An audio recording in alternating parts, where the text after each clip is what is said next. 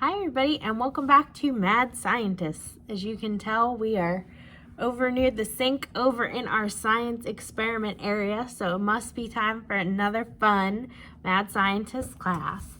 And today we are going to learn a little bit about how flowers bloom. So there's some stuff written in the blog post that you can read about flowers and about this project, but this is going to show you how to do the experiment.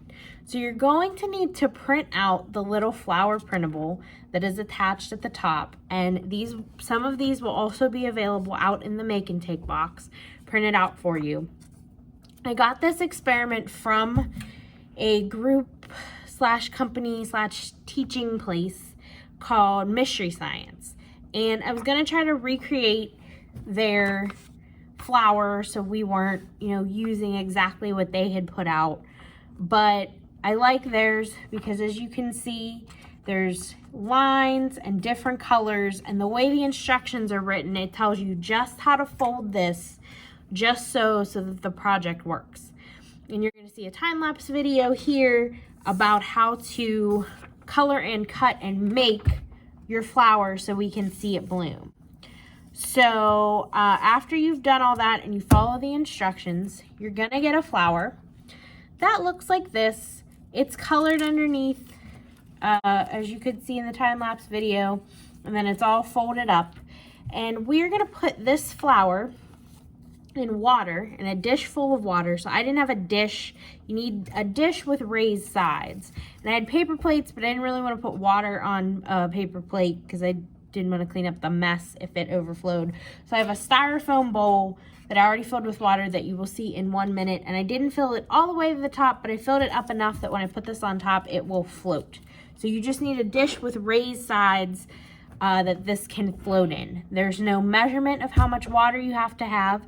There's no measurement or dimensions on how big your bowl or dish has to be. It just needs to have raised sides so the water doesn't spill, and enough water to fill it up so that something will float on top of it.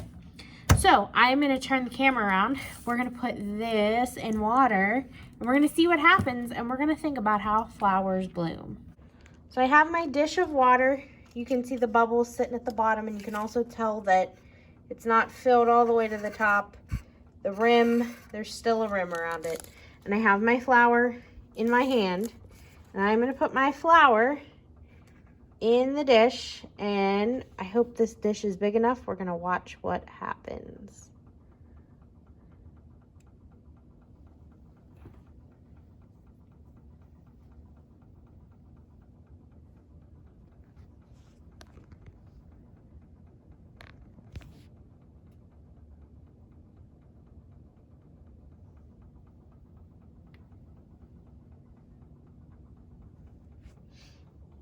I think it got stuck to the side of the bowl, so let me move it out a little bit.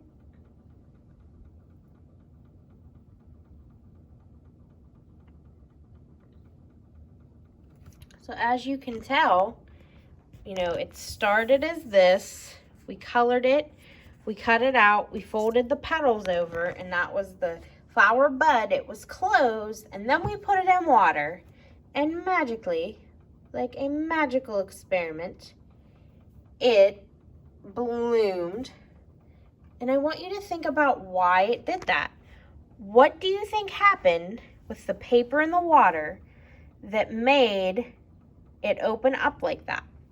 What do you think would happen if you only colored 2 petals or 4 petals, or you only colored in the circle in the middle, or you didn't color anything at all?